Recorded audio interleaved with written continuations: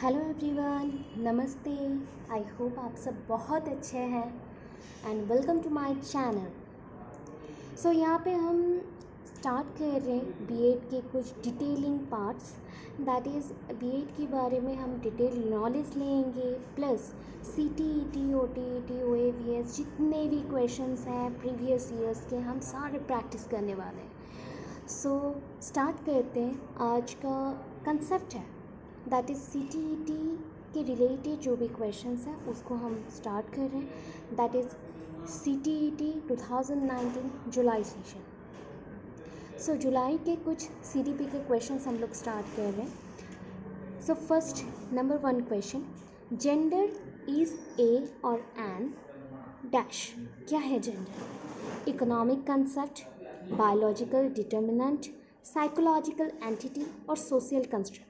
Obvious मैंने answer भी उसके साथ टिक किया हुआ है, सोशल कंस्ट्रक्ट है। बिकॉज जेंडर जो रोल्स होता है ना वो डिसाइड होते हैं on the basis of the personality test and sex जो भी बाय बर्थ एक बेबी को मिला है उससे कंस्ट्रक्ट करता है कौन? Society.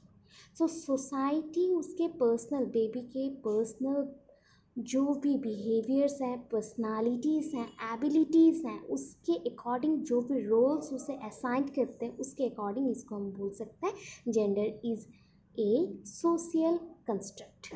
Okay, number 2 question, which of the following correctly identifies the broad domains of development? Domains of development ऐसा एक प्रोसेस है जो कंटिन्यूसली चलता रहता है, इसका कभी एंड नहीं है। सो इसके मेन 4 इम्पॉर्टेंट डोमेन्स हैं, that is a physical and moral domains, cognitive domains, social domain and emotional domain. So हमारा आंसर उस अकॉर्डिंग देखिए सीक्वेंस वाइज जाइएगा। सीक्वेंस में क्या है? Physical and moral, cognitive, social, emotional. तो ये हमारा मैच होता है number 2, that is physical, cognitive, social, emotional. और जो बाकी के 3 आंसर्स हैं दैट इज़ नंबर 1 में social, physical, personality, self, number 3 में emotional, intellectual, spiritual, self, physical, personality, spiritual, emotional, number 4, ये सारे रॉन्ग है। नियर अबाउट आपको कन्फ्यूज़न ये आता है एग्ज़ाम्स के टाइम में कि इसमें डिफरेंस कौन सा है, तो आपको इसी सीक्वेंस में याद रखना है, फिजिकल, कॉग्निटिव, सोशल, इमोशनल। ठीक है, नेक्स्ट क्वेश्चन को हम मूव करते हैं। ओके, सो हमारा नेक्स्ट क्वेश्चन है, which of the following statements about intelligence is correct? Which of the following statements about intelligence is correct? So यहाँ पे इंटेलिजेंस रिलेटेड कौन सा स्टेटमेंट करेक्ट है? So intelligence is multi dimensional involving several abilities. Number 2, intelligence is the ability to think कन्वर्जेंटली।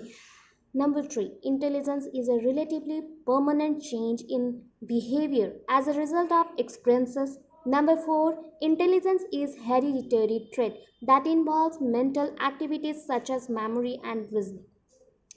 Normally ये जो statement है that is related to intelligence, and intelligence means होता है ये रिलेटेड टू आपका एबिलिटीज़ हैं, आप इसमें थिंक भी कर सकते हैं, परमानेंटली जो भी चेंजेस आते हैं बिहेवियर में वो भी हो सकता है, हेरिडिटी ट्रेट्स भी हो सकते हैं, कभी कभी इंटेलिजेंस कैरेक्टर पेरेंट्स से भी आता है। But most important and appropriate answer is number 1, that is intelligence is multi dimensional involving several abilities.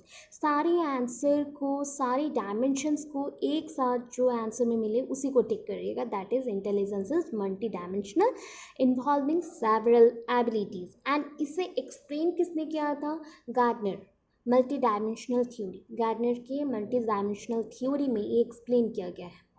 Number 4, which of the following is the primary socializing agency? Socializing, first of all the word socialization जो meaning है socialising और the socialisation process, इसे हम कैसे explain करें? It is a process by which an individual or a person is involved within a society. So society में बच्चे कैसे इन्वॉल्व होते हैं? जैसे बच्चे बाय बर्थ अर्थ में आता है, सो वो तब से वो सोशल बीइंग नहीं बनता, ठीक है। वो जब सोसाइटी में एबल हो जाता है कि उसका एक पोजीशन है, उसका एक रोल है एंड उसके कुछ कुछ पर्सपेक्टिव्स हैं, सो उसको हम बोलते हैं सोशलाइजेशन प्रोसेस उसने कंप्लीट किया एंड वो एक कंप्लीट सोशल बीइंग है। सो इसका पहला step that is primary socializing agency कौन है। प्राइमरीली आप कहाँ से लर्न करते हैं कि सोशलाइजेशन क्या है एंड उसमें क्या क्या होता है, कहाँ से लर्न करते हैं। सो मेनली हम फैमिली से ही लर्न करते हैं। बाय बर्थ हमारे जो सराउंडिंग में हमारे पेरेंट्स रहते हैं, ग्रैंड पेरेंट्स रहते हैं, अंकल आंट रहते हैं, उनसे ही हम लर्न करना स्टार्ट करते हैं कि डिफरेंट टाइप्स ऑफ सोसाइटी क्या है, सोसाइटी में कैसे रहना है, कैसे चलना है, कैसे बिहेव करना है, सोसाइटी के स्टेरियोटाइप्स क्या है, बिहेवियरल हमारे जो प्रोसेस हैं, थॉट प्रोसेस, सब कुछ चेंज होता है फैमिली से स्टार्ट करके। सो फैमिली के बाद सेकेंडरी सब आते हैं socializing agency just like school and society. ठीक है, अभी नेक्स्ट क्वेश्चन को हम मूव करते हैं that is the major proposition of Jean Piaget's theory is that. क्या प्रोपोजिशन है major important, that is children's thinking is qualitatively different from the adults. Number 2, children's thinking is inferior to adults. Number 3, children's thinking is superior to adults. Number 4, children's thinking is quantitatively different from adults. So first of all Jean Piaget's का जो theory है वो cognitive development के ऊपर based करता है। सो gene पाइगेट्स के जो थ्योरीज में मेंशन्ड है कि इस पोजीशन में ये होता है दैट इज़ कॉग्निटिव डेवलपमेंट, जो आईक्यू लेवल इंक्रीज होता है या फिर कोई ऑब्जेक्ट को हम जानना स्टार्ट करते हैं, यहाँ पे स्कीमा इन्वॉल्व होता है। सो ये प्रोसेस कैसे होता है, स्लोली स्लोली होता है, 0 to 2 years एज, 2 to 4 ऐसे एजेस में वो डिफर करता है। सो फर्स्ट जो पॉइंट है, children's thinking is qualitatively different from adults. Qualitatively differ करता है because whenever a child grows, जब ग्रो करता है सो उसके जो आईक्यू लेवल है, इंटेलेक्चुअल बिहेवियर है, इंटेलेक्चुअल डेवलपमेंट है, वो भी प्रोसीड करता है एंड वो भी स्लोली स्लोली इंक्रीज करता है। So as compare to adult ये थोड़ा डिफर करता है एंड क्वालिटी में ही डिफर करता है, इसको हम क्वांटिटी में मेजर नहीं कर सकते।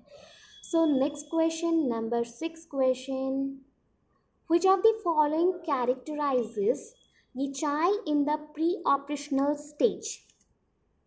In pre-operational stage, that is pre-operational stage, ये आते हैं आपके second stage of Jean Piaget's theory. Pre operational stage आपके जीन पाइगेट्स थ्योरी के सेकेंड स्टेज एंड ये इसमें एज ग्रुप कितना है, 2 years। एंड इसमें जो थॉट प्रोसेसेस हैं या फिर जो भी कैरेक्टराइजेस हैं, दैट इज़ फर्स्ट कैरेक्टराइज है इरिवर्सिबिलिटी ऑफ थॉट, सेकंड है सर्कुलर रिएक्शन, नंबर 3 गोल directed behaviour, number 4 deferred imitation. So first one जो इरिवर्सिबिलिटी ऑफ थॉट है वो करेक्ट है बिकॉज यहाँ पर रिवर्सिबिलिटी ऑफ थॉट नहीं आते। छोटे बच्चे हैं, ऑब्जेक्ट्स को टच करके समझेंगे, ऑब्जेक्ट को एनालाइज करेंगे, कैसा सेफ है, कैसा साइज है, उससे उनका थॉट प्रोसेस में इंक्रीज होगा। यहाँ पे गोल कुछ डायरेक्टेड नहीं रहता है, इमिटेशन में डिफरेंसेस नहीं आते हैं, डिफरेंट टाइप्स ऑफ इमिटेशंस नहीं आते, circular reaction means repeated reactions भी नहीं आते। So first one is correct. 7th question में चलते हैं that is which of the following statements regarding children and there learning is correct.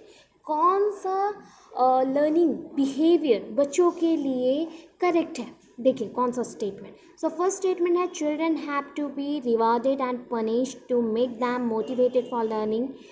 Number 2, all children are naturally motivated to learn and are capable of learning. Number 3, children's motivation to learn and their capability to learn is predetermined by heredity only. Number 4, children's socio-economic background determines and limits their motivation and learning capability. So normally इसमें देखिए सारे answers आपको लगेंगे कि सब correct है, but most probably उसको देखना है, ठीक है। सो मोस्ट प्रोबेबली जहाँ पे आंसर्स में कोई रेनफोर्समेंट ना हो, पॉजिटिव बिहेवियर शो होता हो, तो उस आंसर्स को आप करेक्ट करेंगे।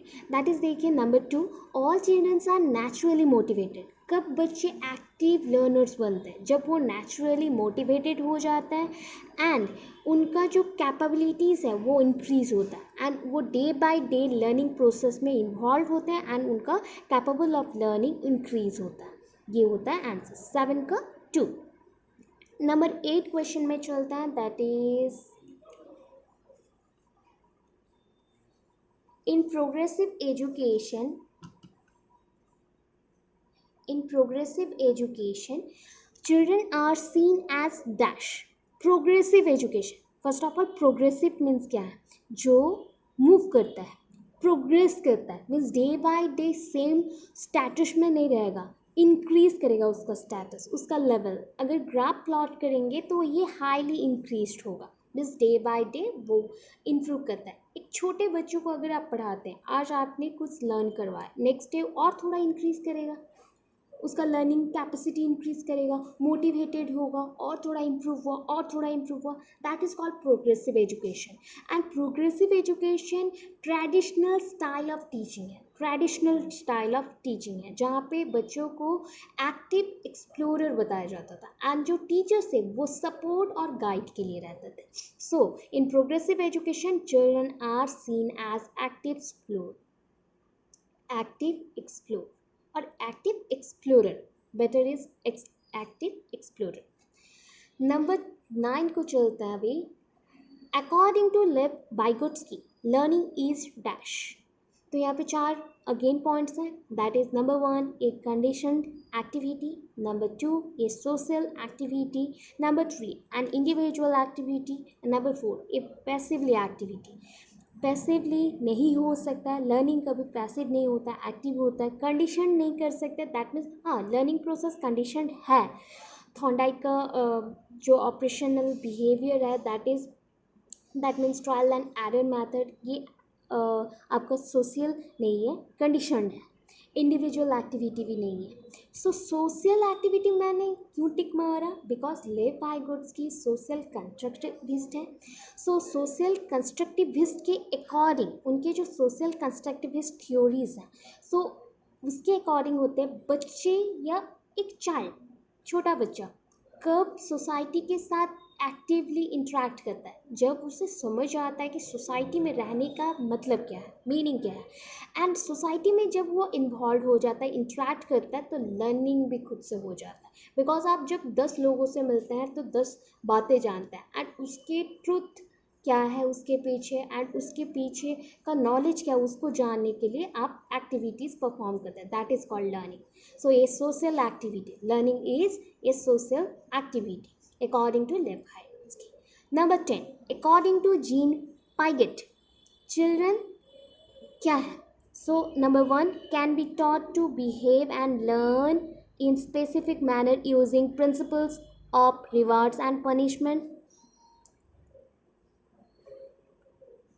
actively construct knowledge as they manipulate and explore the world. Number 3, learn by observing others following a process of observational learning. Number 4, can be conditioned to behave in particular ways by carefully controlled stimulus response association. So number 2 is correct because actively construct knowledge as they manipulate and explore the world. जब हम involve करते हैं किसमें, society में, तो cognitive development भी उसके साथ चलते रहता है। सो पनिशमेंट एंड रिवार्ड्स जितना आपको मोटिवेट करेगा, उससे बच्चों को आप मोटिवेट कर सकते हैं अगर वो कोई भी चीज़ को खुद से कंस्ट्रक्ट कर रहे हैं, नॉलेज को बना रहे हैं एंड वर्ल्ड को एक्सप्लोर कर रहे हैं। सो इसलिए मैंने नंबर 2 को टिक किया। अभी 11th क्वेश्चन में आते हैं, that is there are individual variations in the rate of motor development yet the sequence of motor development is from dash to dash. So इसका आंसर है 4th, that is gross motor development, fine motor development. So gross motor development that is a gross weight हम लोग बोलते हैं, या फिर total जो amount of weight रहता है या टोटल अमाउंट ऑफ डेवलपमेंट रहता है, टोटल अमाउंट ऑफ प्रोडक्टिविटी होता है, वैसे total amount of motor development को हम लोग ग्रॉस मोटर डेवलपमेंट बोलते हैं. Find motor development that is a gross के अंदर जो स्पेसिफिक ब्रांचेस होते हैं और पार्ट्स होते हैं उसमें अगर आपने डेवलप किया that is called a find motor development. So individuals में वेरिएशन किस वैसे आता है, रेट ऑफ मोटर डेवलपमेंट में आता है. बच्चे ग्रॉस मोटर डेवलपमेंट से फाइन मोटर डेवलपमेंट में जाते हैं, just like general to specific knowledge जैसे ज्ञान होता है.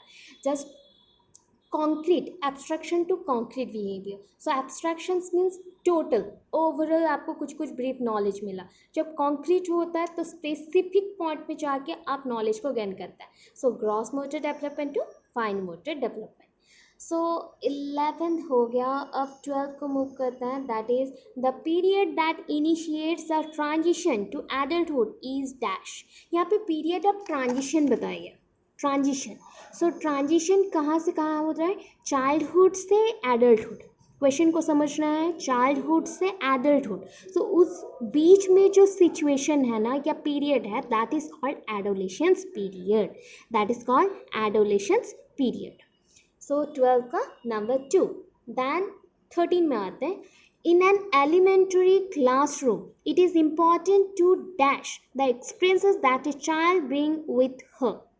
दैट इज़ यहाँ पे क्या ऑप्शंस हैं? First option build on, number 2 deny, neglect, that is number 3, number 4 ignore.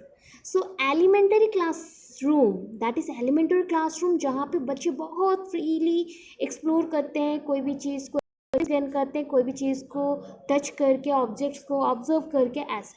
तो वहाँ पे अगर हम डिनाई कर दें या नेग्लेक्ट कर दें और इग्नोर कर दें तो हमारा एक्सपीरियंस या नॉलेज गेन नहीं कर सकते. सो एक छोटे बच्चे के लिए बिल्ड ऑन के ऊपर ही उनका एलिमेंट्री क्लासरूम एक्सपीरियंसेस डिपेंड करता है. सो फर्स्ट 13 का फर्स्ट आंसर करेक्ट है. सो 14 में चलते हैं. A child argues that hence should not steal the drug, that is medicine that can save his wife, because he will be caught and sent to jail if he does so. According to Kohlberg, which stage of moral development or moral understanding does the child fall under? So यहाँ पे बच्चे ने argue किया कि hence क्या नहीं कर सकता, स्टिल नहीं कर सकता ड्रग को और मेडिसिन को. अगर वो करेगा देन उनको पकड़ लेंगे एंड जेल में डाल देंगे. सो ऐसा जो स्टेज है कोलवर्ग के कौन से स्टेज में आ रहा है? सो कोलवर्ग के 3 स्टेजेस हैं. ठीक है, 3 स्टेजेस हैं. That is pre conventional, conventional and post conventional. So उसके अकॉर्डिंग आपका यहाँ पे ऑप्शन क्या क्या है? Number 1 option that is the universal ethical principle of orientation. Then number 2 the instrumental purpose orientation. Number 3 the social order maintaining orientation. Number 4 the punishment and obedience orientation. So 14 का 4 answer है the punishment and obedience orientation. क्यों होगा? Because जो above mentioned example है ये part of pre conventional stage है. एक बच्चे का सेंस ऑफ मोरालिटी यहाँ पे डिसाइड कर रहा है जो एक्सटर्नली कंट्रोल्ड है कि अगर ये ऐसा किया तो उसको ये पनिशमेंट मिलेगा. सो उस according the punishment and obedience orientation होगा.